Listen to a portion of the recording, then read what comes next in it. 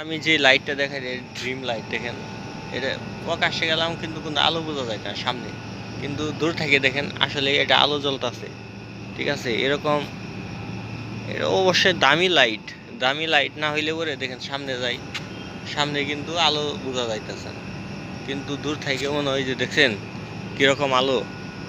এটা অ্যামাইজিং একটা কিছু, ঠিক আছে, অন্যরকম একটা কিছু। অনেক লাইট লাগাইছে এখানে, খুবই ভালো দেখা যায়, খুবই ভালো লাগতাছে। হুম, এবং খুবই সুন্দর দেখা যায়।